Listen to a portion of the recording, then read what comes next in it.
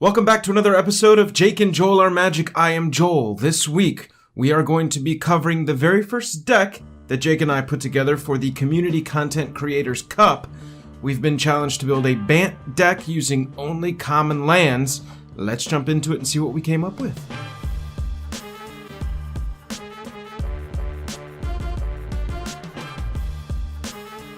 Welcome to the day and thank you for spending your time with us. If you wouldn't mind, before we start talking about our Bant deck with only common lands, click and like, click and subscribe. It really helps us out. Thank you so much. Let's get into the deck. So, as I said, the challenge this week was a Bant deck. So, I chose to build a base green deck with a smattering of Bant colors on top of it, as you can see here. Looking at this deck, you would think that a primary line of play for us would be Wild Growth Walker and then Explore creatures. And you would be mostly right. We want to play the Wild Growth Walker, we want to back it up with a Jade Light Ranger or a Merfolk Branch Walker.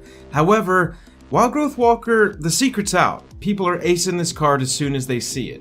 So normally, just as a side tip, if you wanted to play a strategy like this, I try and hold back the Wild Growth Walker to where I have it and like a Branch Walker or it and a Ranger in the same turn. We don't want our Wild Growth Walker just getting aced if, we don't have the chance to untap with it.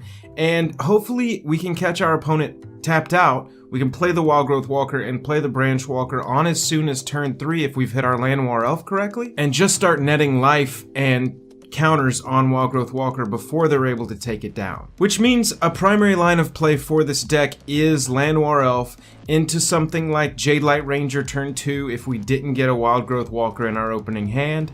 And then we back it up with a turn 3, turn 4 Shalai or Vivian Reed. Shalai is huge here. It's going to keep all of our walkers and important creatures from getting aced, and it's going to prevent them from settling the wreckage on us. Vivian Reed, as soon as it hits the field, if it's protected, which it should be, because as you can see in this deck, we have 33 creatures and 4 planeswalkers and 23 lands, and that's the whole deck. Vivian Reed is going to allow us to just continuously dig for that next creature or land to make sure that we're always playing a permanent every turn, which is going to be critical for this deck. Now, I talked about no instants and sorceries. That's why we run creatures like Knight of Autumn or Reclamation Sage and Deputy of Detention.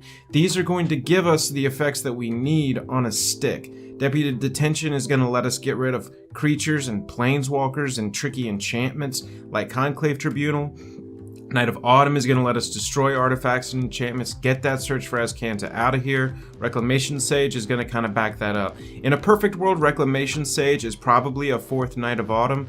I just didn't have the wild cards and didn't want to spend them. Which is a good side note about deck building in general. Look for the effect you want. Think about what effect you want, not what's the best card to be playing. Oh man, I don't have that one. Think, okay, I need a 3-drop here that destroys artifacts and enchantments. What's the best card I have available in the slot that I need it to fit into that achieves that effect? It'll really help out your decks, and as you get the wild cards, you can turn them into the better version, which, in this case, in a deck that can run the extra white mana to cast a Reclamation Sage, but it's a Knight of Autumn, this is a strictly better card. It's going to either come in as a 4/3 destroy an artifact or enchantment or gain you 4 life against the burn matchup. And the burn matchup is really the reason that I chose to go this route. Notice that we've got creatures playing onto the battlefield as a primary line of play or strategy. But for us, we've also got a secondary line that's life gain. We've got life gain on the Wild Growth Walker, life gain on the Hydroid Krasis, life gain on the Knight of Autumn. We've got Lyra Dawnbringer as a closeout for the life gain. It's a secondary line of play for sure, but it helps negate a lot of that early burn. This deck does take a while to set up. As you see, we've got Teferi at the top, we've got Carnage Tyrant at the top, but we really do have to kind of gain control of the battlefield and turn the corner before we're going to start swinging in with a really big Wild Growth Walker, with a Flyover Krasis, or with a Carnage Tyrant. This is really a deck that looks like an aggro deck but plays like a control deck, and you want to take control of the battlefield, be shutting down their strategies before we turn the corner and start swinging in with that one creature, even though we have a full board. For the lands, as part of this challenge, we were told that we can only include lands that were common. What we went with were 4 Meandering River, 4 Tranquil Expanse, and 3 Woodland Stream. This allows us pretty consistently and without worrying about it too much, especially because of all the Explore that we carry, to make sure that our Deputy of Detention, Knights of Autumn, and our double white for Lyra Dawnbringer are online on time, so that those cards can hit on curve. So that's just a really quick look into what deck we chose to play for the first month of the Community Content Creators Cup.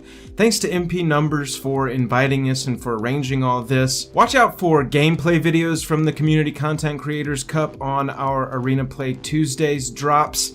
We will be showing the matches that we play so you can see how the deck performs and kind of follow us throughout the competition and see how we do. Thank you so much for watching. We really appreciate your time. If you liked the video, make sure to like and subscribe. Other than that, this week I am tapped out. New videos Tuesdays and Fridays. Catch you later.